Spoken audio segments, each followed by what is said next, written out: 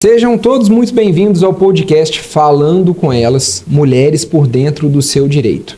Mulher, se você já passou, ou se você está passando, ou se conhece alguém que já foi vítima de violência doméstica, você precisa assistir esse canal até o final, porque aqui você vai aprender, você vai ter casos práticos com a nossa super convidada, que daqui a pouquinho eu já vou apresentá-la.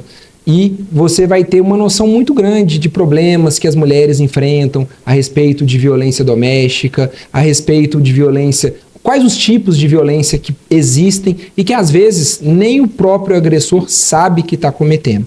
Então sejam todos muito bem-vindos, fiquem até o final, não esquece de deixar o seu like e também se inscrever no canal, para você não perder nenhum podcast. Nós vamos ter várias outras convidadas que vão vir falar com vocês de várias experiências de vida, de várias questões jurídicas, de questões pessoais, para que vocês possam realmente entender, aprofundar mais sobre direito de família, violência contra a mulher e também de direito sucessório, tá bom? Então, gostaria de apresentar aqui a Débora, que é uma investigadora da Polícia Civil. Débora, seja muito bem-vinda. Muito obrigada, é um prazer estar aqui. Obrigada pela oportunidade, né, de a gente estar falando sobre um tema tão necessário, tão importante nos dias de hoje. Muitas mulheres veem as redes sociais, né, e entendem, se identificam com isso. Então, é muito importante esse nosso trabalho. Inclusive, pessoal, você que está nos assistindo aí agora, já vai lá no Instagram, @DéboraPOliveira, e o Oliveira com 2 As, não é isso, Débora? Isso. Exatamente, você vai acompanhar, você vai ver que tem muito conteúdo legal dela lá, muitas dicas, muitas questões do dia a dia dela, porque essa, literalmente, né, ela vai falar um pouquinho da trajetória pessoal e profissional dela aqui agora pra gente, mas essa que põe a mão na massa, literalmente, para combater a violência contra a mulher, né, Débora? Exatamente. Gostaria que você apresentasse aí um pouquinho pro público, falar um pouco da sua trajetória pessoal, profissional, como que você chegou a esse cargo de investigadora da Polícia Civil, como que foi tudo isso? É uma pergunta que muitos fazem, né, no Instagram. Eu nunca tive esse sonho, né, de ser policial. Na minha família nunca teve nenhum policial que me fizesse ter essa vontade. Então, quando eu formei no ensino médio, a gente faz aquele teste vocacional, né, que eu acho que hoje nem existe. Pouco se faz isso. E eu não sei nem para quê, né, que serve isso, porque no final das contas, aquilo ali para mim não serve de nada. E na época eu coloquei que eu gostava muito da área de exatas, né, matemática, física, química, que era realmente algo que me chamava atenção nas aulas. E aí deu a área de engenharia, física, matemática. Eu falei, gente, eu vou fazer então, né? E aí fui fazer engenharia mecânica. No meio do curso, surgiu ali o concurso de perito criminal. E eu falei assim, bom, interessante, né? Que perito criminal da Polícia Civil, eu já tô quase formando em engenharia mecânica. Vou entrar para esse concurso como engenheira mecânica, porque pedem, né, ensino superior, hoje é exigência. E só que eu estava ainda no meio da faculdade, né? Então, o concurso foi em 2013. E não tinha como eu fazer, porque eu ainda ia formar em 2015. Uhum. E aí, em 2014, surgiu o concurso de investigador de polícia. E aí, um colega do trabalho, do estágio, na verdade, né, falou comigo, ai, Débora, por que você não faz esse concurso de investigador e lá dentro você se torna perito criminal? Você vê, né, a importância de ler um edital. Eu sempre falo, gente, leiam um edital, porque não tem nada a ver, né? Você entrou para o concurso de investigador, você vai ser investigador até o resto, né? Uhum. Se você quiser fazer perito criminal, é um outro concurso diferente. Mas eu achei que lá dentro a gente podia escolher e virar perito criminal. Eu falei, é isso mesmo. E aí eu comecei a estudar, só que era um concurso que talvez não aguardaria o meu término na faculdade. Eu só formaria em 2015. Então, o que eu fiz? Corri, fiz 1 ano em 6 meses. Engenharia, a gente sabe que é um curso muito difícil. Fiz 14 disciplinas em 6 meses para correr, para conseguir ter o diploma ali. Fiz o concurso, estudei muito, graças a Deus passei. Fiz todas as fases. O concurso policial, ele é muito extenso, né? É composto de muitas fases. E nesse inteirinho também surgiu o concurso de escrivão. Eu estudei, fiz, também passei, fiz todas as fases, porém o investigador chamou antes. E aí a gente não quer esperar nada, né? Já entrei logo para a Cadepol. E depois que eu formei, eu fui chamada também para escrivão, mas eu já estava no concurso de investigador, já tinha passado por tudo. E aí eu fui designada para a cidade de Matosinhos. Uhum. E lá eu comecei o meu trabalho aí com as mulheres, né? Na verdade, a mulher, ela tem um olhar mais clínico ali, a gente é mais sensível. E eu fiquei muito com os estupros de vulnerável, que também está muito dentro ali da violência doméstica, né? Sim, sim. Muitas crianças sofrendo abusos de pai, de padrastos, de tios, padrinhos, né? Então, o meu olhar começou a voltar muito para esse âmbito. E eu conseguia ver o quanto as mães, as mulheres que eram genitoras, né, dessas crianças, também sofriam a violência doméstica. Não só as crianças ali sofrendo isso do padrasto de um pai, mas a própria mãe, às vezes, se falava, gente, como que essa mãe, sabendo que a criança está sofrendo isso, coaduna, né?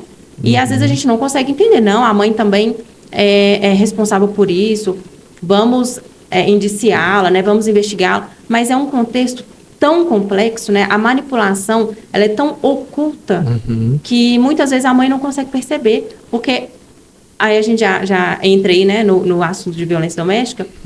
A sociedade, as pessoas, elas esperam que o agressor, ele seja revestido de um cara agressivo, um cara bravo, que bate na mesa, que todos vejam e falam, não, você viu fulano? Ele trata a esposa assim, super mal. Ele bate, ele grita, ele humilha, mas não. Às vezes é uma violência silenciosa, né? Exatamente. A maioria, inclusive, dos agressores são pessoas muito benquistas. É aquele cara que senta do seu lado, que é, por exemplo, um empresário, né? Um advogado. Que você olha e você fala, nossa, que cara bacana. Que às vezes passa aquele ar de admiração por aquela pessoa, você nunca esperaria isso dela, né? Inclusive, a gente vai falar daqui a pouco das formas, né, de violência doméstica, que algumas realmente são silenciosas, né? Diferente daquelas que eventualmente a gente está acostumado de ver que seria uma agressão, né? Mas antes disso, Débora, eu queria saber, assim, se você enfrentou alguma barreira, teve algum preconceito, lá, a mulher indo para a polícia, será que serve para ser policial? Isso aconteceu com você ou com você foi diferente? Então, eu tive um pouco disso com meu pai, né? Meu pai, quando eu entrei na faculdade de engenharia, foi justamente muito incentivo dele também. Meu pai sempre foi muito apaixonado pela Petrobras. Então, ele queria que eu fosse engenheiro da Petrobras. Eu até brinco, né? Que no meio da faculdade, eu olhei aquilo e falei, gente, engenharia, será que isso é para mim? Só que meu pai já tinha contado para todo mundo do bairro que eu ia ser engenheira, que ele ia ter uma filha engenheira. Então eu falei, eu não posso terminar o curso agora, né? Sair agora, porque senão meu pai vai passar como mentiroso. Então eu tenho que terminar o curso. E foi justamente o que me ajudou a entrar no concurso, porque hoje exige aí o ensino superior. Mas eu não tive isso dentro da polícia. Graças a Deus, quando eu entrei, né, em 2019... a mulher, ela já era muito bem vista, né? Nossa, uma mulher entrando. Principalmente o que eu combatia, porque eu já cheguei em Matosinhos combatendo isso, combatendo a violência doméstica ali, pegava muitos casos. Então, é muito satisfatório, né? Você pegar uma investigação, conseguir conduzi-la até o fim, conseguir cumprir um mandado de busca e apreensão, um mandado de prisão e ver a família satisfeita. Eu sei que as marcas ficam, né? A cicatriz ali, mas é muito satisfatório você conseguir colocar um autor, tirar um agressor do lar, de dentro de casa, né? Ver que aquela vítima não vai mais sofrer aquilo. Então, eu não sofri isso, mas eu sei que muitas pessoas sofrem. Mas eu acho que, atualmente, a mulher, ela tá ocupando lugares que antigamente eram ocupados apenas por homens, né?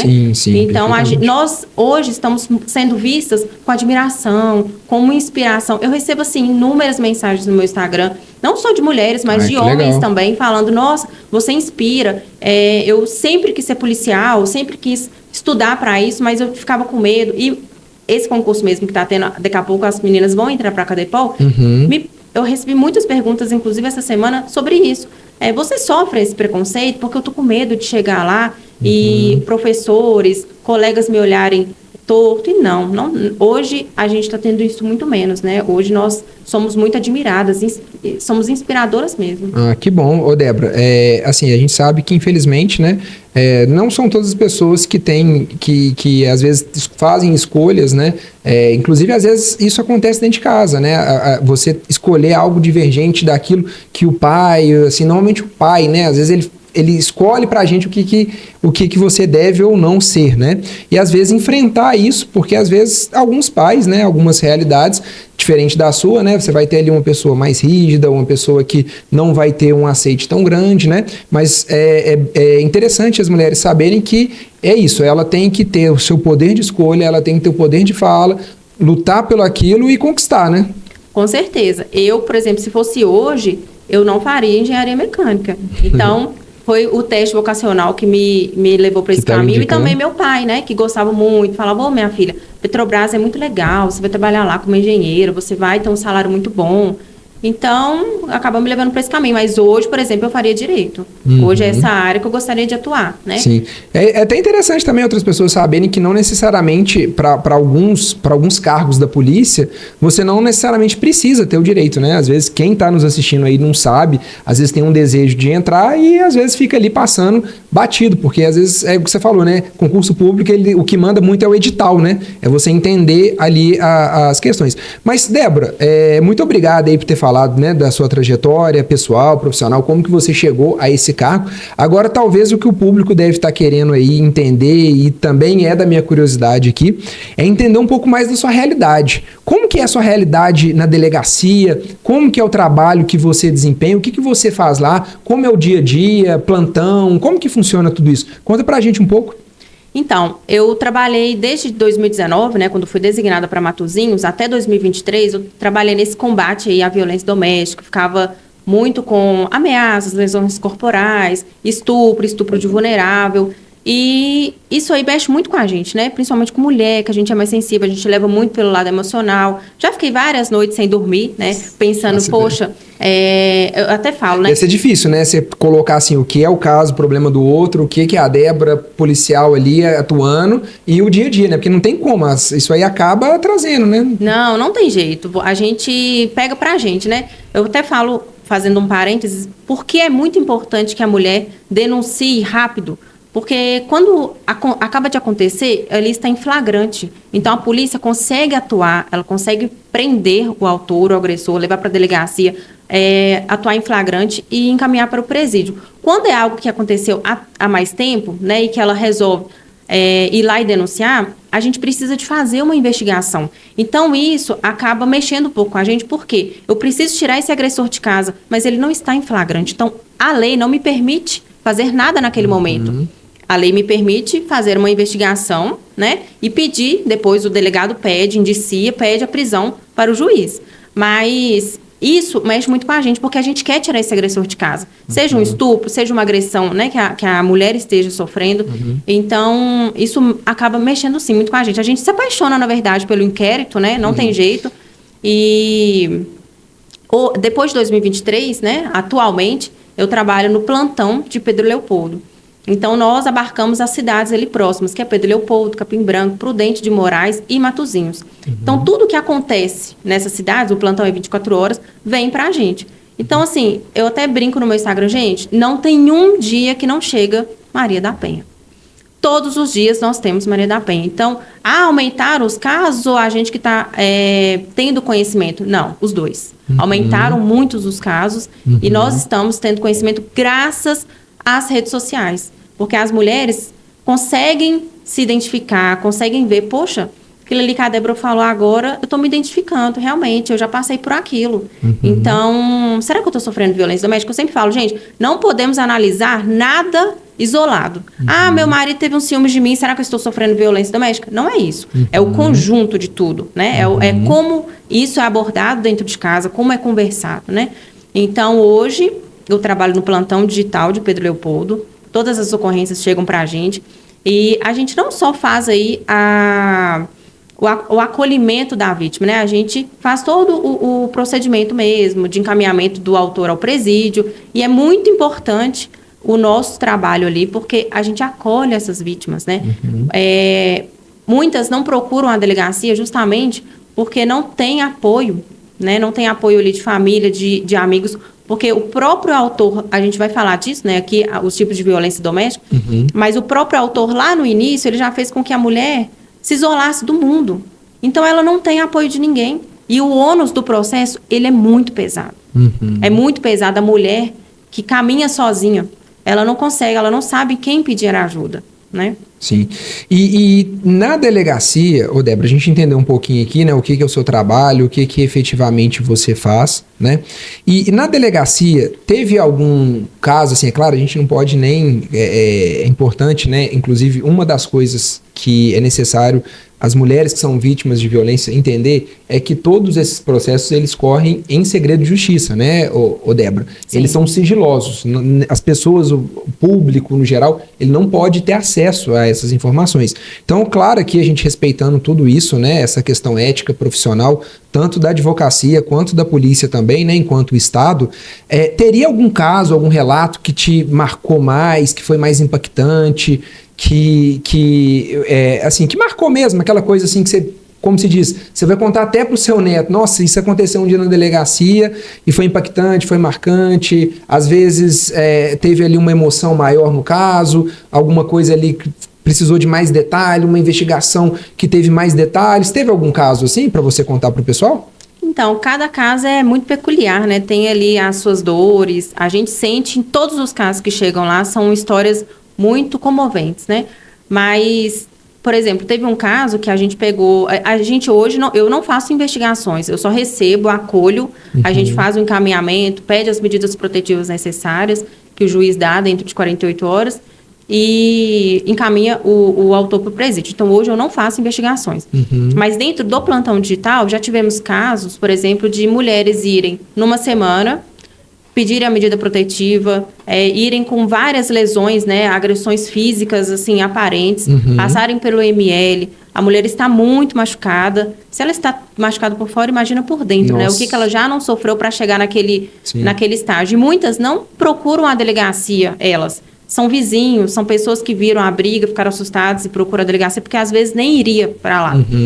E chegaram até a delegacia muito machucadas, pediram a medida protetiva, o autor foi preso, depois o autor saiu ali na audiência de custódia, ficou nem 2 dias no presídio, voltou e matou ela. Então, nós já tivemos alguns casos assim, de feminicídio, que a mulher acha que o homem vai mudar, que ele está arrependido, porque até o ciclo, né, da violência doméstica, o último ciclo é esse, o arrependimento, a fase da lua de mel. Então, a mulher realmente acredita que ele vai mudar, porque ele fica ali 3, 4 dias, uma semana, realmente carinhoso, e aí isso aí caminha para o feminicídio, né? Ô, Débora, essa questão do ciclo, né? Ela, inclusive, ela está disponibilizada, para quem não conhece, existe o Instituto da Maria da Penha, que vale muito a pena. Vou deixar o site na descrição do vídeo, para você poder acessar, que lá está explicando, tem algumas dicas, fala um pouco. Inclusive, você poderia nos explicar um pouco sobre esse ciclo, como que funciona esse ciclo do agressor, quais são essas fases que você mencionou, como que isso se constrói na prática? Pois bem, nós temos aí o ciclo da violência doméstica, são 3 fases, né? O início ali é a fase que... Porque assim, voltando, né? Ninguém começa um relacionamento brigando, xingando, né? A gente começa um relacionamento com carinhos, com palavras bonitas. Então, um amor, né? Inicialmente, aquele amor surgindo ali, exatamente, né? com amor. Então, a primeira fase, ela é um aumento da tensão. A mulher começa a se sentir acuada pelo marido, pelo namorado, né? Na violência psicológica, né? Nós temos 5 tipos de violência dentro da Maria da Penha, que é a violência psicológica, a violência moral, a violência física, a violência patrimonial e a sexual. Então, a maioria se inicia pela violência psicológica. O homem denegrir mesmo a imagem da mulher, falar que ela não tá bonita, mas você não faz nada certo, tudo que você faz é errado. Poxa, você tá com essa saia aí, você tá parecendo uma mulher de rua, você nem parece que é uma mulher casada, uma mulher direita. E ali começa o aumento da tensão. Logo em seguida, passa para o ato de violência em si mesmo, que é a violência física, né? São empurrões, até fazer um adendo aqui, que muitos autores chegam até a delegacia, a primeira coisa que eles falam com a gente: nossa, mas eu nem bati nela, eu nem fiz nada com ela, por que eu tô preso? Eu não tô entendendo por que eu tô preso, eu não fiz nada. Aí, quando você vai entender a história, conversar, o que ele fez? Ele queimou, às vezes, uma saia que ela usava, que ele achava muito curta, um short. Ela não fez comida, ele pegou o telefone dela e reteu. Então, essa violência psicológica, ela acaba caminhando para a violência física, que é o aumento ali da tensão, chega nessa violência física, e aí tem empurrões, puxões de cabelo, enforcamentos. E aí, depois que isso acontece, a mulher fica extremamente desapontada, muito assustada, aí o homem fala: não, eu estou arrependido, me desculpa. E ela realmente acredita que ele está arrependido e ainda acredita que a culpada foi ela. Não, realmente, eu não fiz comida ontem, ele chegou do serviço tão cansado, por que eu não fiz? Nossa, aquele dia eu saí com aquela saia, eu não devia ter saído. Aquele dia eu cumprimentei um vizinho, não devia ter cumprimentado, porque realmente ele me ama tanto, ele tem ciúmes, isso é proteção. Então, a manipulação... E aí a mulher começa a virar a doida, a louca, né? Exatamente. Do negócio, né? E, inclusive, essa é uma das falas do homem, né? Do agressor. Você é louca, você é doida. Olha, eu estou tentando te proteger, estou te mostrando o quanto eu te amo, e você tá aí falando que eu não presto, falando. Então, a mulher faz um bug na cabeça dela, né? E aí vem essa fase do arrependimento, da lua de mel, que ele realmente fica alguns dias, às vezes até meses, bonzinho, mostrando que ama, não bate, sempre pede desculpa pelo que ele fez. Ai, mas aquele dia eu perdi a cabeça porque eu te amo tanto. E esse ciclo ele vai se repetindo, se repetindo. E tem mulheres que ficam, são anos e anos nesse ciclo.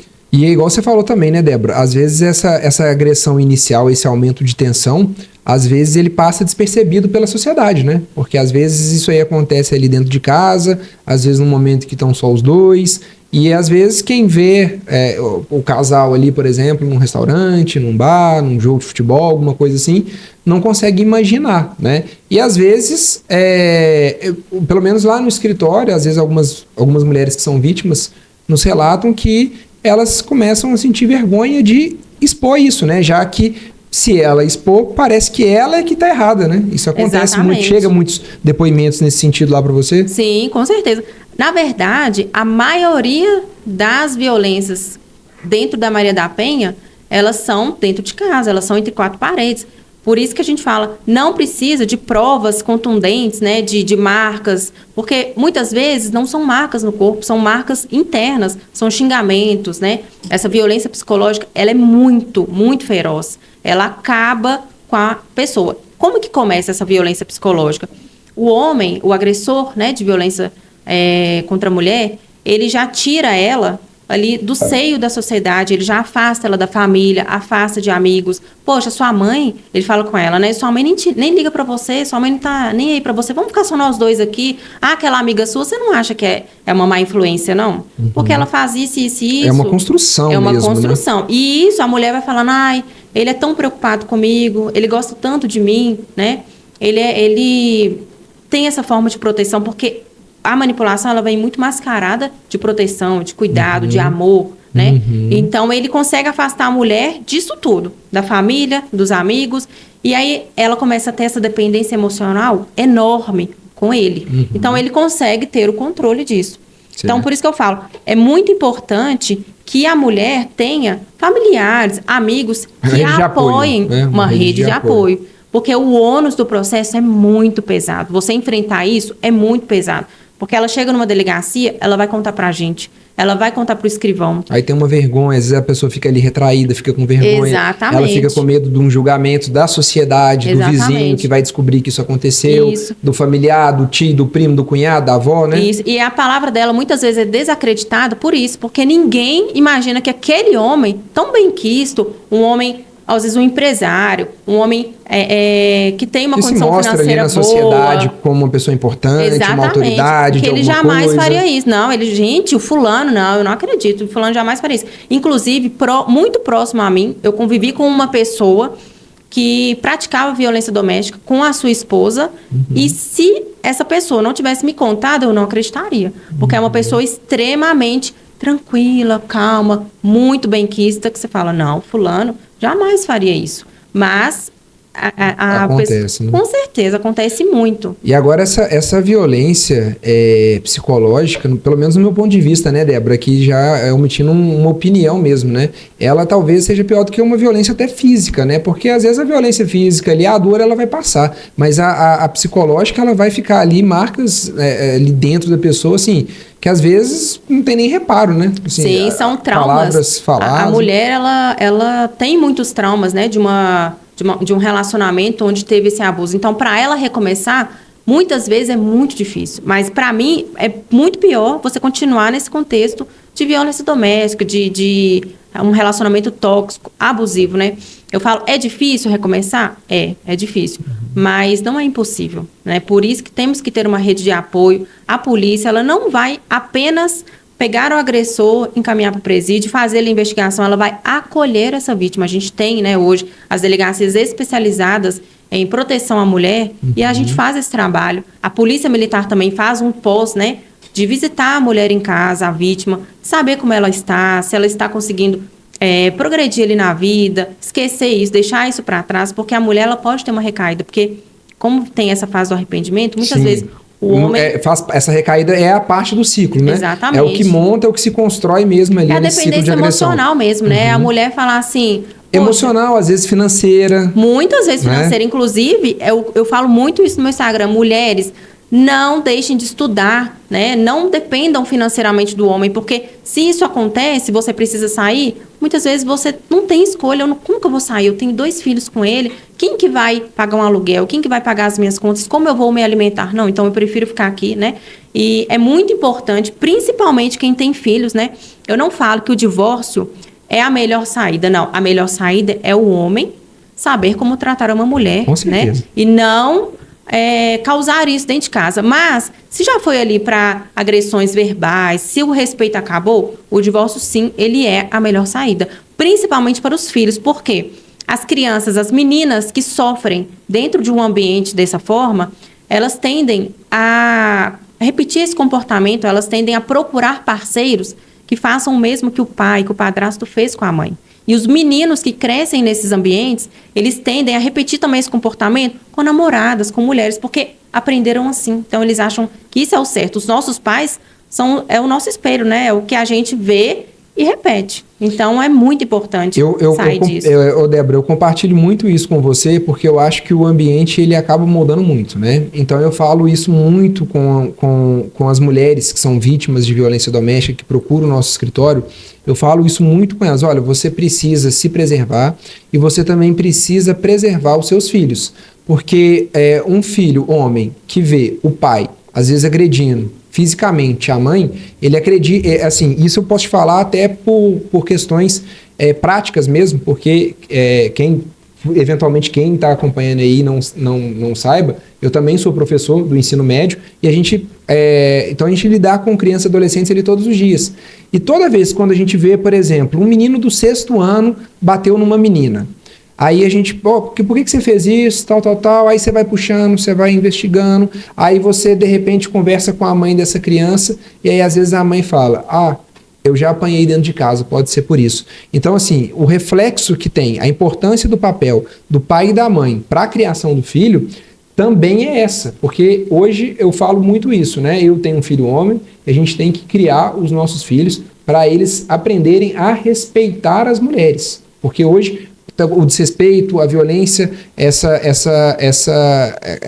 parecendo que a mulher seja submissa do homem, isso ainda aparece muito na nossa sociedade, né? Então a gente tem que combater isso, tá?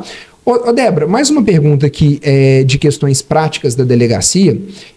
Normalmente, assim, as mulheres relatam para você já teve ali alguns depoimentos das mulheres relatando quais que foram os medos, quais que foram as barreiras, além dessas que a gente já falou, às vezes do medo ali e tudo mais, elas já relataram alguma questão pontual de tipo, eu não vim até hoje por conta disso, de alguma outra coisa que a gente não tenha falado aqui ainda, alguma coisa mais específica? Muitas acham que tem que provar, por exemplo, agressão física, né, marcas no corpo. Muitas não têm essa rede de apoio. Há dependência emocional muito grande delas acharem, nossa, mas eu amo tanto ele que se eu for lá na delegacia e falar o que está acontecendo, eles vão prender e eu vou ficar sem ele. Como várias vezes acontece, né? A mulher, ela está tão oprimida, está tão triste, o vizinho chama a polícia militar, encaminha os dois para a delegacia, ela me conta tudo o que está acontecendo há anos, né? Há anos passando por isso, há anos passando por violência psicológica, muitas vezes violência sexual, né? O homem, ele acha, muitos agressores acham que por ter uma namorada, por ter uma esposa, ela é obrigada a ter relações sexuais com ele, e não, né? Isso não existe. Não deixam que tome, por exemplo, a mulher tome um anticoncepcional, ou quer que ela engravide a todo custo. Isso tudo é violência sexual.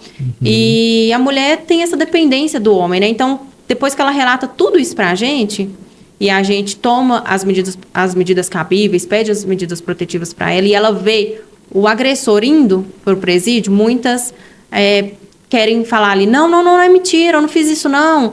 ele não me bateu não, sendo que tem relatos. Não era isso tudo. Não era isso tudo, porque a dependência emocional é tão grande, né, que elas não conseguem ver o autor, muitas vezes sendo encaminhado para o presídio, sendo que a gente tem ali os relatos, né, não estou dizendo as ocorrências que a mulher mente, né, porque infelizmente a gente tem sim isso, né, inclusive depois eu quero até abordar esse assunto, que é um assunto, mensagens que eu recebo muito de homens, quando foram injustiçados, né, quando realmente a mulher usou isso, porque muita não, né, tem mulheres que usam a Maria da Penha de forma errada, né, como vingança, e isso não é legal. Inclusive, Débora, deixa eu até dar um recado para você aqui, que é mãe. Não utilize a Maria da Penha de forma errada. Por quê? Porque isso pode prejudicar a guarda dos seus filhos. Se você fizer uma medida protetiva, que você mentir para a polícia, que você contar uma história que não aconteceu e depois a polícia investigar e descobrir que isso é uma mentira, você pode estar respondendo criminalmente, né, por comunicar falsamente um crime, e você, dentro de um processo de guarda, pode perder a guarda do seu filho. Então, não faça nada desde que realmente não aconteça. Então, se você sofre violência, você tem que denunciar. Agora, se não existe isso, você precisa procurar os métodos adequados para você poder regulamentar a guarda do seu filho. Fique atento com isso para você não perder a guarda. Pode não, ela vai responder criminalmente, né? A investigação ela é feita e a gente, chegando à conclusão de que a mulher mentiu, ela vai responder ali por uma denunciação falsa de crime, por uma lesão corporal, ameaça, enfim, né? As medidas cabíveis ali dentro da lei.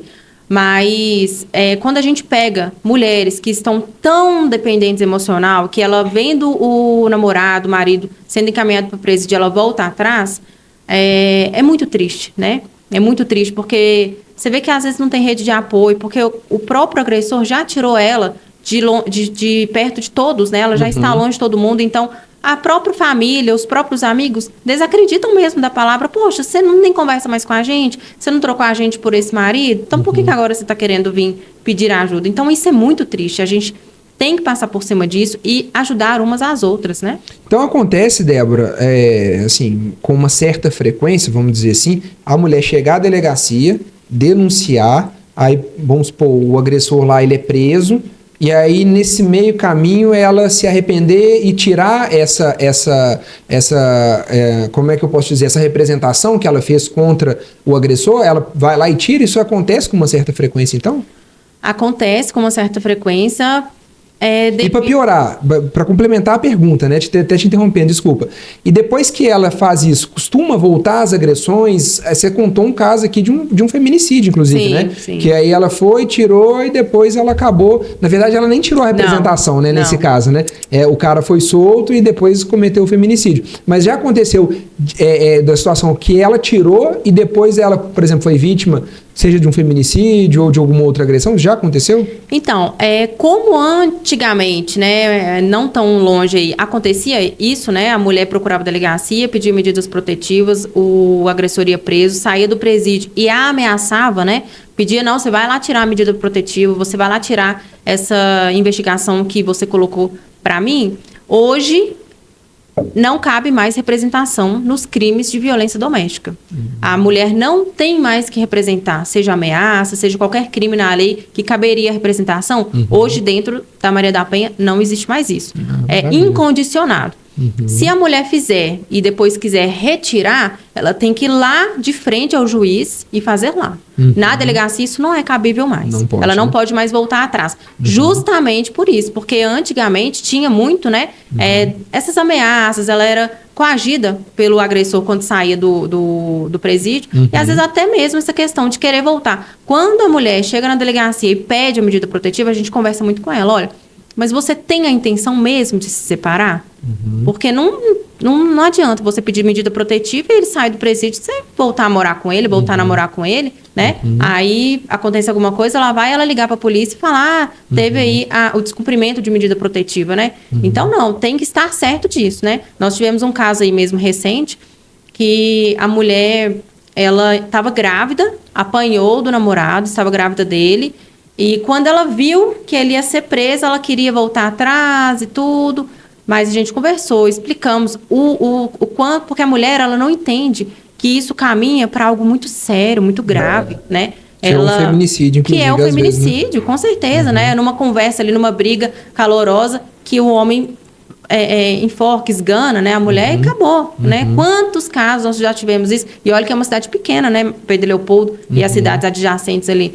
Então, já tivemos muitos casos dessa forma lá. Então, a gente explica, a gente acolhe, mas a mulher tem que dar o primeiro passo, né? A gente tenta fazer ali o caminho todo, mas se ela não tiver essa ação, essa atitude, não adianta, tem né? que ter coragem mesmo para enfrentar, coragem. né? Eu acho que a palavra é essa. E não é fácil, não estou dizendo que é fácil, né? Não é fácil, recomeçar não é fácil, mas eu sempre falo com elas, você pegar um papel em branco e poder fazer o que você quiser, né? Você conseguir entrar para um relacionamento saudável, que você tenha respeito, que a pessoa te admire, não tem nada melhor. Isso é bem profundo mesmo, porque eu acho que é a reflexão, né? Eu acho que as mulheres que estão nos assistindo aqui agora, que são vítimas, né? Que às vezes estão identificando com algumas situações que nós estamos falando aqui agora, talvez seja importante você entender que tanto nós, advogados, o judiciário, a polícia militar, a polícia civil, a gente entende que não é fácil mesmo, né? Você, às vezes, a gente vê casos aí de 20 anos, 15 anos, né? Então, assim, é um tempo, é uma vida, literalmente, né? Mas, assim, o passo, ele precisa ser dado, né? Ele precisa ser dado. E aí, Débora, só para finalizar aqui, talvez para mim isso não ficou claro, aí, então, a mulher chega na delegacia, ela vai prestar o depoimento, vai fazer todos os esclarecimentos, eventualmente, o agressor já foi conduzido juntamente com ela, porque às vezes foi uma denúncia de um vizinho, de um parente, por exemplo. E aí, o que vai acontecer lá? O que mais que a polícia faz? Ela vai fazer um acolhimento, né? Vai colher ali o depoimento, vai ver o que a vítima está precisando. Aí tem algum outro tipo de suporte? Como que é que chega a medida protetiva? Como que ela sabe que já está vigente? Como que é isso lá na prática? Então, nós temos aí duas maneiras, né? Por exemplo, algo que está acontecendo agora, que está em flagrante, né? A mulher está sofrendo essa violência, seja ali psicológica, seja uma ameaça, seja um cárcere privado, que chama a polícia militar pega em flagrante, leva os dois para a delegacia e a mulher ali mesmo, ela relata tudo que ela está vivendo naquele momento, solicita as medidas protetivas, né? Como o afastamento do autor do lar, o afastamento dele perto dela, né? Ele não pode se aproximar dela, ele não pode entrar em contato com ela por nenhum meio, seja SMS, seja WhatsApp, Instagram, Facebook, pessoalmente, né? Tem ali, eles colocam uma aproximação ali de, no mínimo, 300 metros, né? Que ele tem que ter de distanciamento dela. Às vezes tem a questão dele pagar uma pensão alimentícia para ela, né? Dependendo do contexto, se ela não trabalha, se ela está com ele há muito tempo, se ela largou os estudos, o emprego para estar com ele, para cuidar de filhos, de casa, né? Ela pode estar pedindo isso. E dentro de 48, a gente solicita para o juiz, né, o delegado, dentro de 48 horas, ela é cientificada e notificada pelo fórum, né? Eles vão até o endereço dela e falam, olha, a sua medida protetiva está vigente. Então, ele chegando perto dela, ligando, fazendo qualquer aproximação... Sendo uma mensagem no WhatsApp. Sendo uma mensagem no WhatsApp. Ela pode entrar em contato com a Polícia Militar, 190, relatar o que está acontecendo, que a Polícia Militar vai atrás desse autor e ele já é encaminhado praticamente direto para o presídio. Eu falo que ele vai apenas para a delegacia só por questões burocráticas mesmo, para fazer ali o procedimento mesmo, né? Mas é direto para o presídio, não tem fiança, não tem nada. Ou a mulher que está sofrendo isso, mas não está em flagrante agora, mas sofre a violência psicológica, né? Ela quer, eu quero denunciar. Então, ela pode ir até uma delegacia. Aqui em Belo Horizonte, tem a delegacia especializada de mulheres, né? Que ela vai até lá, relata o que está acontecendo, ela vai ser acolhida, ouvida. Eles vão reduzir a termo esse relato dela. Vai pedir as medidas protetivas necessárias, né? Seja o afastamento do autor, seja a não aproximação dele com ela, e dos filhos também, né? Se ela se sentir ameaçada e tudo. E ela também é notificada, a mesma coisa. E a investigação dessas duas maneiras, né, vai acontecer. O segundo, por isso que eu falo, a importância da mulher, quando está acontecendo, chamar a polícia, porque ele é mais fácil. A gente consegue chegar, ver o que está acontecendo, levar o autor para a delegacia e encaminhá-lo ao presídio. Certo. Quando não está em flagrante, vai acontecer uma investigação. E essa investigação vai apurar, né, que houve mesmo as violências ali dentro da Maria da Penha. O o delegado vai indiciar e posteriormente vai haver essa... Vai para o fórum, né? Aí ele vai... Vai literalmente abrir um processo. Exatamente, vai abrir o processo e posteriormente, com certeza, ele será preso, né? Certo. Ô, Débora, pra gente caminhando aqui pro fim, né? O bate-papo tá maravilhoso, tá ótimo aqui. Quais são, assim, orientações e dicas práticas que você, como investigadora da Polícia Civil de Minas Gerais, pode dar para as mulheres? Algum telefone de contato, algum lugar que ela possa ir? Assim, a gente já abordou quase tudo aqui já, né, dessas dicas e orientações. Mas vamos pensar assim, imagina que está nos assistindo agora uma mulher que está passando por violência, né? E outra coisa, pessoal, é importantíssimo vocês compartilharem esse episódio nosso com a Débora, também para outros homens. Por quê? Porque às vezes, como ela bem disse, às vezes o agressor ele comete algum tipo de violência que ele mesmo, às vezes, na cabeça dele, ele acha que não é, né? Então é importante vocês também compartilharem. Eu acho que, na verdade, você queria dar um recado também, Débora, a respeito da violência doméstica, né, nos casos de denúncia de violência doméstica, que não são casos concretos, né? Assim, que às vezes a vítima ali, ela inventa, ela conta uma história. Teria alguma coisa pontual que você queria falar disso? Então, trazer aqui eu recebo muitas mensagens de homens, né, que veem os meus vídeos, né? A gente hoje sabe que as mulheres, elas são sim muito vulneráveis, né? O homem, ele, infelizmente, hoje, ele ainda comete muito essa violência física, psicológica, essa manipulação, a violência patrimonial, né? Inclusive, até depois, eu quero trazer relatos aqui de coisas que eu sofri, né, com relação a isso.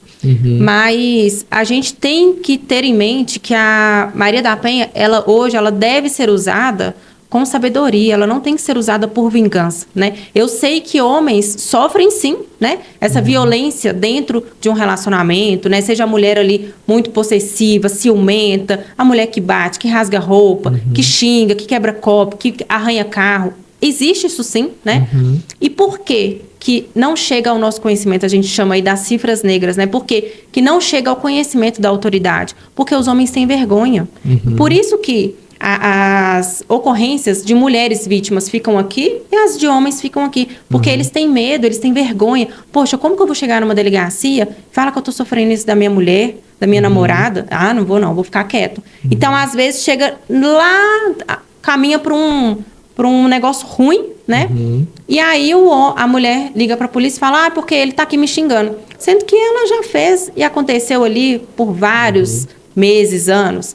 E aí, às vezes, a polícia militar chega lá, entende que é a mulher que está sofrendo, leva para a delegacia. E aí, depois vai ter investigação e tudo. Ele vai apontar, né, o que ele estava sofrendo. Então, hoje, é muito importante, sim, que os homens que sofram isso procurem a delegacia, né, para contarem.